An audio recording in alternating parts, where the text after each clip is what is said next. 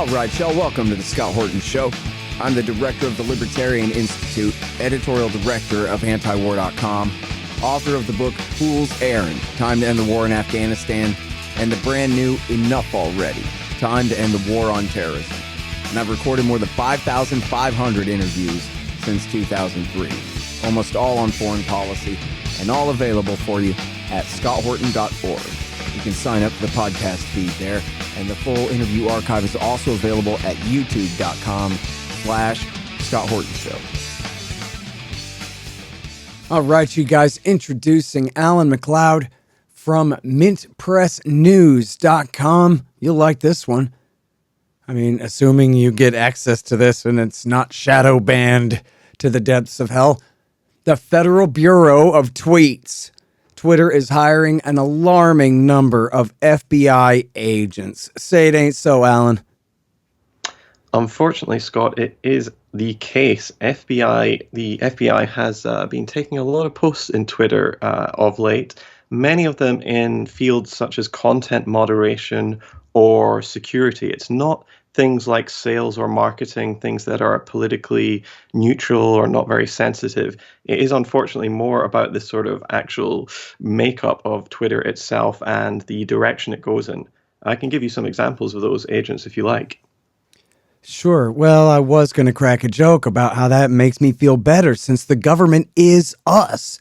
And so then that just means we're protecting ourselves, right? You could say that, but let me just tell you a little bit about some of the people. For instance, Don Burton, who was 21 years at the FBI, left the Bureau to become Director of Corporate Resilience at Twitter. Karen Walsh, for instance, she also spent a very long time at the FBI, moving straight into Twitter. One individual on LinkedIn I found just names himself Matthew W. He spent 15 years as an intelligence program manager at the FBI and then waltzed into a position called Senior Director of Product Trust at Twitter.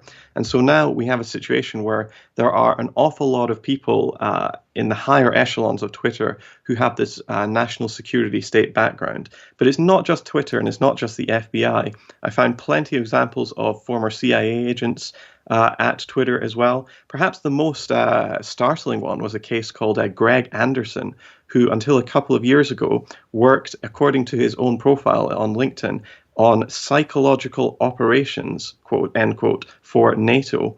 And until I pointed this out, it actually also said that he was working in some sort of field of human lethality development. Suddenly he changed that to now it just says he is a researcher at NATO and now works for Twitter in trust and content and safety. Mm-hmm. But I think it really opens up a lot of issues here. We really have to start critically thinking about what Twitter is and the consequences for all of us, because it's not just Americans that are affected by this, it's people all around the world. And when you have so many people coming from agencies like the FBI who are now in charge of basically deciding what 400 million people see and what they don't see on Twitter, I think that raises a lot of questions about freedom of speech and also about, government censorship, but on a global level. Mm-hmm. Well, you point out in here that, anyone who works for a media company connected with a foreign government gets immediately labeled on Twitter as such. But if somebody works for the BBC or for NPR News, they don't get that label at all.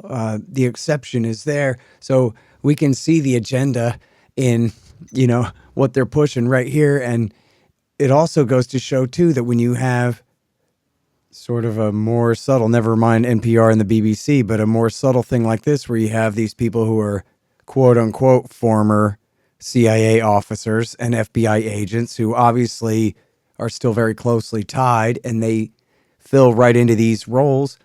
It's no different really than having the official Woodrow Wilson Ministry of Information put these agents into these positions. It's maybe not exactly as direct, but in effect, it's really no different.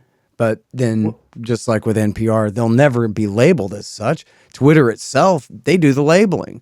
What are they going to say? We are state media, labeling you. Well, that's right. I think there's a real double standard there, whereby uh, media outlets of official enemy states like Russia or China or Cuba get slapped with this state-affiliated media label, and that, in a sense, really brings their algorithm score down. Nobody communicates with them or interacts with any of their posts. It's basically a giant warning label, but that's not applied to states that are friendly with the United States, like, for instance, the BBC or France 24 in France, or any of the German networks that are state-owned. And it also really goes to show when you look at Twitter and its official security and intelligence firms that work with it, they always seem to find influence operations coming from places like Russia or Iran or China. And then they announce that they've banned X hundreds amount of Russian or Chinese accounts, or X thousands Venezuelan accounts, etc. In fact, last year, there was even an official press release from Twitter saying that they had deleted 100 accounts they suspected of emanating from Russia for the violation of, and I'm quoting here, undermining faith in NATO. And I think that is really an extraordinary, outburst from Twitter, saying that this is basically now forbidden to really question Western governments. And I think it also shows that that's why they're finding all of these influence operations in places like China or Iran or Russia, but they're never finding them emanating from the United States, because they're not really interested in looking for ones coming from the United States, because these are agents that have spent their lives searching Chinese or Russian or whatever disinformation. And so ultimately that leads slowly into a situation whereby big social media companies like Twitter start parroting the Western line on so many issues. And instead of getting this interesting global dialogue, we have a much more rigidly controlled one, whereby information and outlooks that are not, amenable to Washington's desires basically get algorithmically swatted out of existence. Yeah, now tell me about the role of the Atlantic Council and all these pseudo, what they call them, non-governmental organizations here, which is really just kind of for deniability purposes, right? They do serve as exactly the same kind of minister of information or ministry of information that they had back during World War I, in effect. Yeah, sure. So the Atlantic Council is a cutout organization of NATO. It's funded by NATO. It is staffed by NATO generals or NATO officers, and it produces papers advising what direction NATO should go in. So it's NATO in all but name. And Twitter has been working relatively closely with the Atlantic Council. It's brought on a lot of Atlantic Council employees. For instance, Kanish Karan left his job as a research associate at the Atlantic Council to join Twitter as an information integrity and safety specialist. There's plenty more examples in the article. But the Atlantic Council over the last 5 to 10 years has really started looking into this issue of cyber warfare. And it's developed this group called the Digital Forensics Research Lab, which really looks at, this sort of online manipulation and warfare. But what it rarely ever talks about is how it itself is part of this government influence operation. It is staffed by, former NATO employees or former government employees, and it advises big tech companies on what they should do to limit the spread of disinformation. But they're really only interested in spreading and stopping the spread of enemy disinformation. And quite often when you read the reports, it comes to show that basically what they mean by disinformation is information we disagree with. And that's the really problematic part of all of this, that there is essentially this organization that pretends to be neutral and independent, but in fact is being sponsored by NATO and some of the biggest, baddest governments all around the world. Yeah, of course. Well, but that's different, sides and everything like that. Which is funny, right? Because the whole narrative is, listen, this is the rules-based order that we're fighting for here. It's all simply about being fair referees and making sure everything's cool. And yet, for freedom and democracy and all that. And yet, they're as bad as the Russians when it comes to, censoring media and influencing media in the way that they do. And in front of everybody. Everybody can see it. more than half of us have all been a victim of it at one time or another. You know what I mean? Or you see I people think who there, are perfectly good people who get completely banned off of social media for no good reason at all. As you quote them in here, where they even admit, we are undermining faith in the NATO alliance. So you get unpersoned off of the internet for that? Really? yeah, I think they're slightly more subtle than the Russian variety. But frankly, if we flip this round on its head, imagine we were using a Russian-owned social media outlet like I think VK might be Russian-owned. Imagine if it came out that their intelligence and security and content moderation staff was peppered with agents from the GRU, the FSB, or the KGB. Would anybody take that social media outlet seriously when they said that they're not influenced by the Russian government, or that they're just calling balls and strikes all around the world and they're totally neutral in all of this? No, we wouldn't see it that at all like that. And I think really we have to have a sort of paradigm shift away from thinking about the internet and social media as these sorts of companies that just sort of exist in the ether, they're nationless. No, for the most part, they are based in Silicon Valley in California, and they are subject to American laws. These companies are American. They're filled with American government agents now, and they often just recreate what Washington wants them to see online.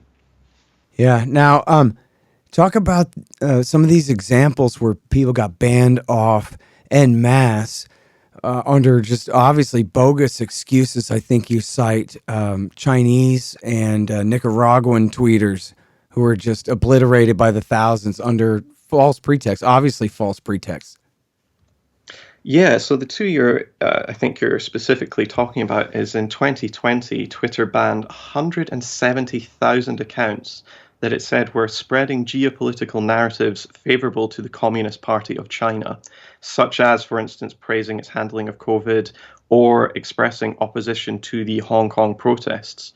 But what's very interesting about this is that at no point did Twitter say these accounts are linked to the Chinese government, they're owned by the Chinese government. No, they were saying they just supported the Chinese government.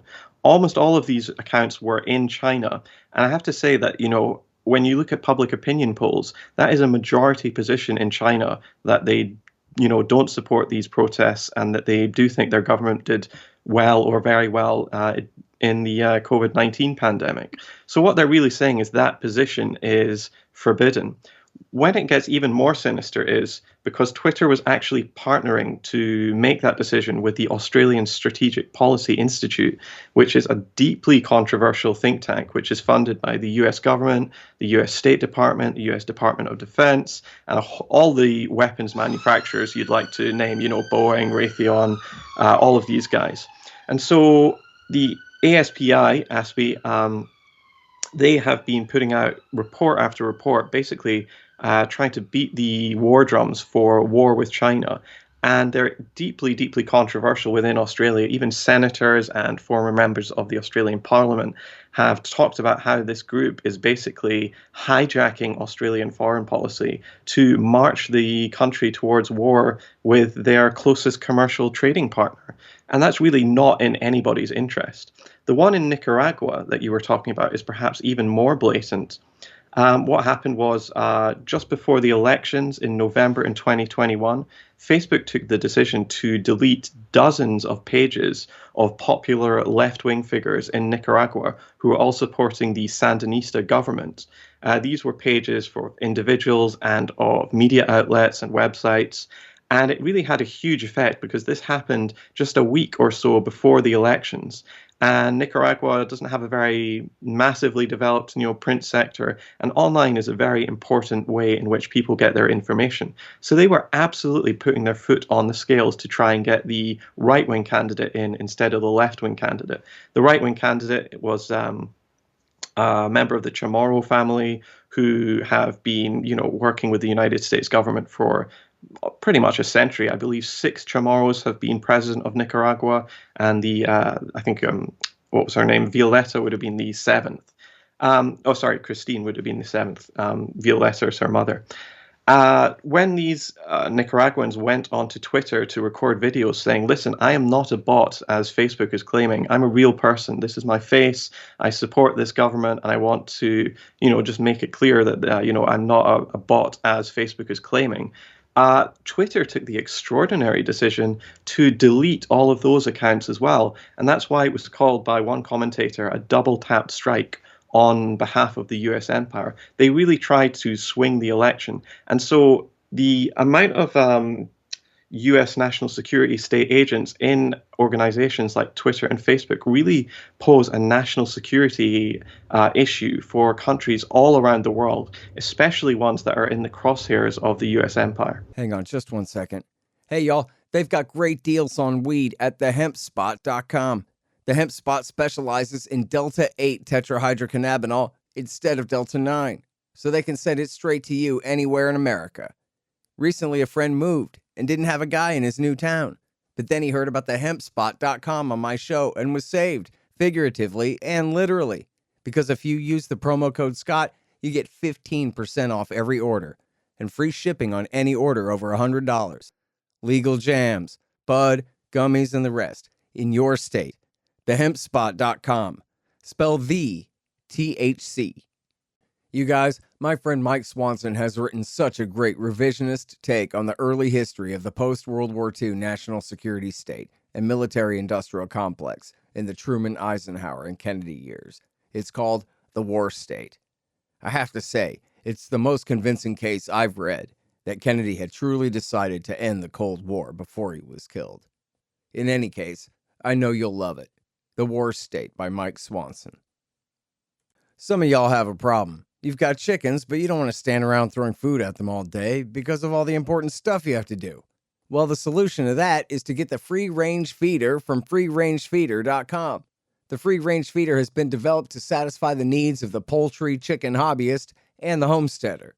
The convertible design allows for 4 different mounting methods. Go to freerangefeeder.com/Scott or use promo code Scott to get 15% off and get the free ebook. Subscribe to their newsletter to immediately receive your free copy of Getting Started with Backyard Chickens. That's freerangefeeder.com/Scott. Yeah, for sure. Now, I sure wouldn't support the left in Nicaragua, but I sure do support independence for Nicaragua and for those people to make their own decisions without American intervention. Pretty difficult to arrive at a conclusion like that. Let's see. We have a declaration of independence here. We're pretty jealous of it and mean to keep it, but seems easy enough to apply it to other people from their own point of view, maybe. But anyway, talk about Facebook and TikTok and Reddit and all of these too. I mean, it really seems like this whole Web 2.0 thing is a great way to corral everybody into these gardens where they've got like a prison warden, like Hillary Clinton and her gatekeeper overseeing everybody in some kind of, look, it was always made for the government to spy on all of us, but up until recently, you could still say whatever you wanted, Yeah, that's right. I mean, we've been talking about the FBI and Twitter a lot, but I want to make clear that it's not just the FBI doing this, and it's not just in Twitter. In fact, in the coming weeks, I'm going to release a series of reports showing how the CIA and Google are fundamentally interlinked and how the CIA is working very closely with Facebook. In fact, when we compare Twitter and Facebook, I would say the amount of national security state infiltration of Google and Facebook really blows what we've seen with Twitter out of the water. But yeah, TikTok has also been recruiting heavily from the US national security state, more exactly from NATO. And I published a report called the NATO to TikTok Pipeline recently. And that really was just exploring why TikTok is employing so many national security agents. You might remember during the Trump administration, there was this national dialogue. It was really, verging on hysteria about how TikTok was secretly controlled by the Chinese Communist Party and it was a national security threat. And at one point, Trump actually gave TikTok just a few weeks to sell up or face complete and utter banning in the United States, like what had happened in India with TikTok. That was actually quietly dropped by the Biden administration just about the time he came into office. And that really surprised even potential buyers like Bill Gates, who was very interested in buying TikTok. Um, Something that might explain this is about the same time as that was dropped, TikTok started hiring an awful lot of national security agents from NATO, specifically to run things like their trust and security division, their content moderation policy. Basically, those are the people who have the fingers under the button that make sure that you know, I don't want to say, misinformation or, bad content doesn't get seen, but they really have a way of shaping what people see online and what they don't see more crucially. Mm. Now, TikTok's not just a fun little app for, people to watch dancing videos. In fact, some enormous amount of people actually get their news from it. 2021 worldwide report from the Reuters Institute for Digital News found that 9% of people worldwide between 18 and 24 get their news from TikTok primarily. Oh my And God. as Is you that said, really true? well, that's what it says in the report. TikTok is absolutely enormous in Asia, I'll have you know, Scott. I think it's probably the number one app in a lot of Asian countries. And as we said with Reddit, a few years ago, Reddit also made a very strange hiring policy where for many years it had been seen as this sort of bastion of free speech, really, fending off criticisms about the content allowed on its platform. And then in 2017, it goes and hires Jessica Ashu, who was a member of the Atlantic Council and had actually been running, she'd been deeply, deeply involved in US attempts to overthrow the government of Syria, going so far as to liaise with the government of the UAE, who she used to work for. And she was basically coordinating the Western response to the Syria crisis, which included, of course, occupying the country, etc. So she goes from this position to becoming the director of policy at Reddit. And almost overnight, Reddit started to change its views on policy. A whole bunch of sites are now banned from Reddit, as you know, including Mint Press News. It's very hard to get certain sorts of information trending on Reddit anymore. And I think a lot of this is really down to the fact that in the 2010s, we saw an enormous explosion of the use of the internet and social media as people got really tired of looking at legacy media. They realized that it was just a bunch of lies. They couldn't get the information they wanted. And they started flooding onto social media and the internet more generally, where they could find a much wider range of viewpoints. Unfortunately, there's now so many people on there that it's really drawn the interest of every government around the world, including the US government. And in the last 4 or 5 years, we've seen a real crackdown over the means of communication, whereby the national security state has, to more or less of a certain extent, taken back control over the means of communication. And that was, done through all of these hires that I'm talking about today. Yeah. I think that's really the right way to frame it there. And, you mentioned Michael Weiss and the Atlantic Council there and their involvement. I guess it's probably him. Sure seems like him, the snake, and that proper knot thing. Mm. They sure rank the hell out of everybody, and including, as you mentioned there, antiwar.com and Mint Press News, Consortium News, and a lot of other great ones. And you think about antiwar.com, we've been around since 1995. And we got, I don't know, however many 100,000 pages of great news coverage and opinion pieces and whatever going back through, at least, really substantively since about 98, 99. And so just in terms of SEO, we ought to be killing it. You know what I mean? At all times, we ought to be the first search result for anything about Iraq or Afghanistan or what have you, but it ain't so. And it's, they clearly did that to us quite deliberately. And, it sucks because after this amount of time has passed, you could see how whatever reaction we came up with was not enough. And they're never going back to just having a free internet where never even mind Facebook and Twitter. We're just, your Google results got a boot on the neck, twisting the whole thing out of whack where people can't find you. Until there's some sort of open source, independent not really a website, but just a search app that everybody can use that can't be controlled by a Zuckerberg type, then, looks like we're stuck. Yeah, exactly. I think there's kind of like a treadmill of these sorts of things because we have to remember that even companies like Google and Reddit started off with this ethos of being anti-establishment and, being completely open. Google's motto famously was "Don't be evil," but they dropped that, a few years ago when, Yeah, that that was pretty started being blatant. a They're bit. like, okay, we're not going to say that anymore. Yeah, but I think with the election of Donald Trump, a lot of people in Washington were really searching around trying to find a reason why their candidate didn't win. And they decided it was basically fake news on the internet that did it. And that allowed them to, kill two birds with one stone.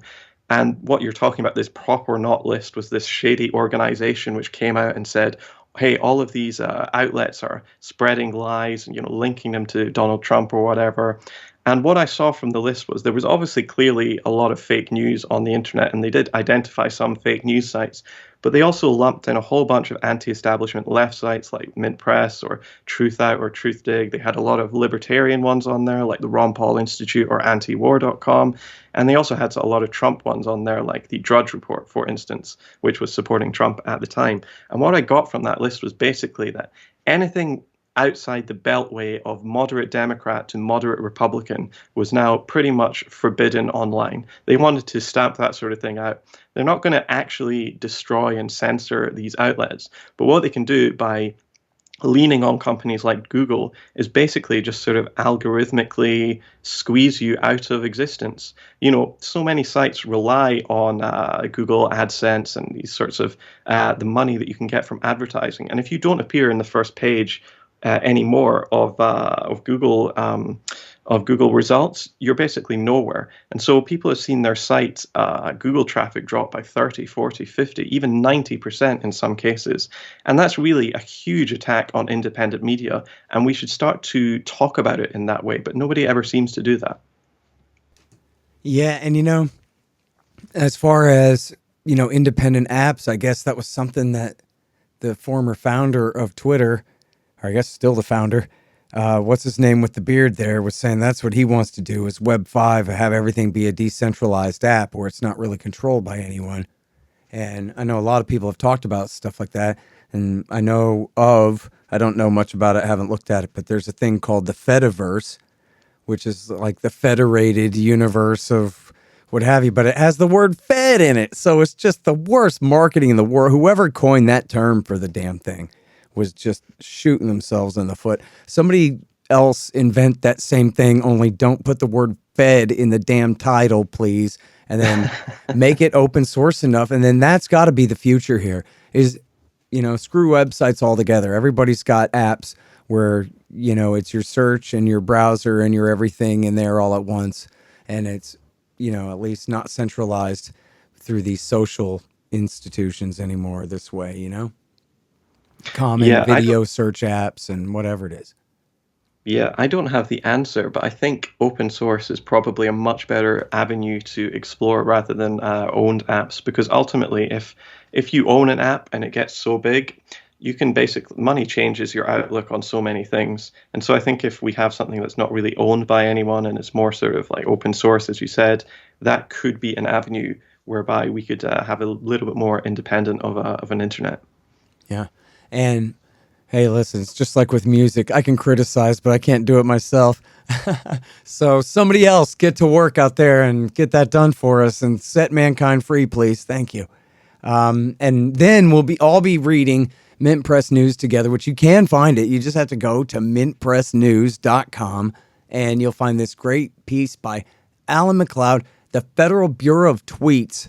Twitter is hiring an alarming number of FBI agents. All right. Thank you, Alan. Appreciate it. Always a pleasure. The Scott Horton Show, Anti-War Radio, can be heard on KPFK 90.7 FM in LA, APSradio.com, antiwar.com, scotthorton.org, and libertarianinstitute.org.